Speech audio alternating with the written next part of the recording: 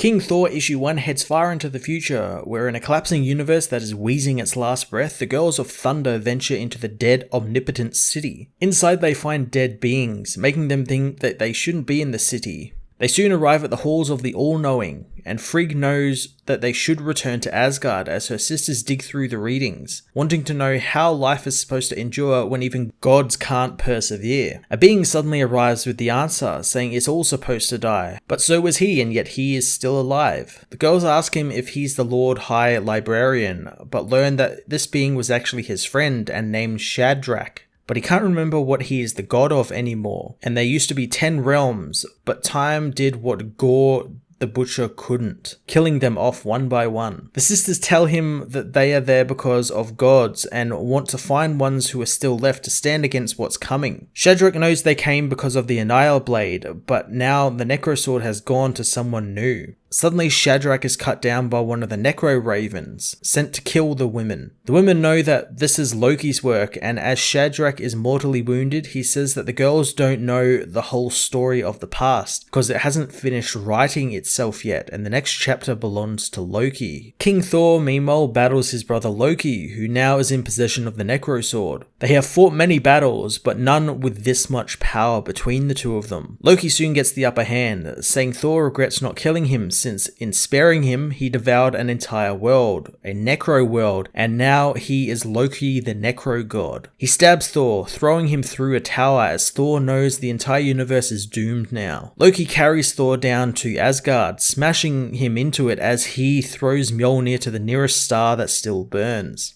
Loki knows the hammer won't find any living sons, slashing his brother and proclaiming Asgard has fallen and even his granddaughters are dying. Thor knows the Thor Force won't be enough as his hammer, which is now burning with the power of a sun, returns. Loki knows it won't do much to thwart his plans, and Thor knows this, but it will hurt him. Thor smashes his flaming hammer down into Asgard, the planet full of napalm, causing a huge explosion that cracks the planet to its core. As they float through space, Thor comes to the dark truth that he must now accept. Loki must die.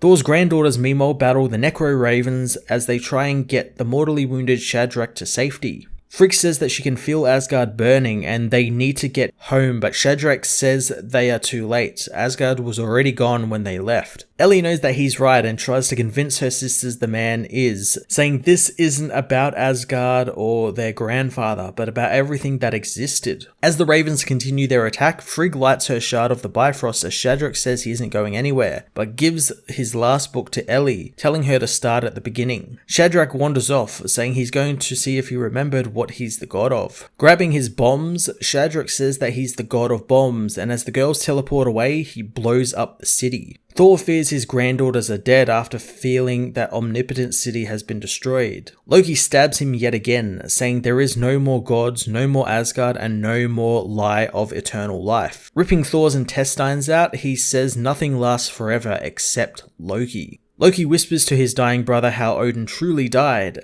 saying that he would whisper everything evil he did to his dying father, and those words killed him, by choking Odin on the shame that was Odin's ultimate legacy. Thor summons his hammer back to him, saying Loki didn't kill Odin, he did. Thor smashes his brother with the hammer, saying he killed his father to end his misery, and for his funeral pyre, Thor burned Jotunheim, just like how he's about to burn Loki. Using his intestines to strangle his brother, Thor wraps one end of them around his hammer and throws it into the sun, telling Loki how their mother died of a broken heart, a heart which was broken by the regret of ever believing in Loki and loving him. Thor tears up after having to kill his brother, believing himself to be the new Lord of Lies. Loki isn't dead though, soon returning from the sun, killing it and grabbing Thor, crash landing on another planet. Thor is stabbed by Loki's spears, and he can't retrieve his hammer as Loki is keeping it from him. He knows this can't be the end, letting out a prayer for any remaining gods to avenge the universe. Loki tells him there is nothing to avenge and he will live long in the emptiness. Suddenly Loki is stabbed, killed by an approaching being. Thor knows it can't be who he thinks it is, as Gorr the God Butcher says he's always despised their kind's petty squabbles, and it's for this reason all gods must die. King Thor issue 1 was a fucking awesome beginning to the end of Jason Aaron's 7-year run on Thor. It was filled with so many great images and pieces of dialogue that narrate the epic fight between Loki and Thor was really cool and had a sense of grand epic scale to it. This series, I guess, looks to pay off a lot of the things Aaron left over for Thor from the most recent Thor series, as well as stuff from his original run, and it includes some really unexpected surprises like Gorr the God Butcher returning. I thought that was really cool and kind of took me by surprise. I'm really looking forward to King Thor and Gorr's confrontation next issue, as well as a possible team up maybe with them to take down Loki, who's maybe grown a bit too powerful, especially if Loki is still alive. And let's face it, if he can survive being strangled by Thor's intestines and hurled into the sun, being stabbed isn't going to keep him down for long. I'm very much looking forward to the remaining 3 issues of this series and what Aaron has in store for us. I'm going to give this issue a 9 out of 10.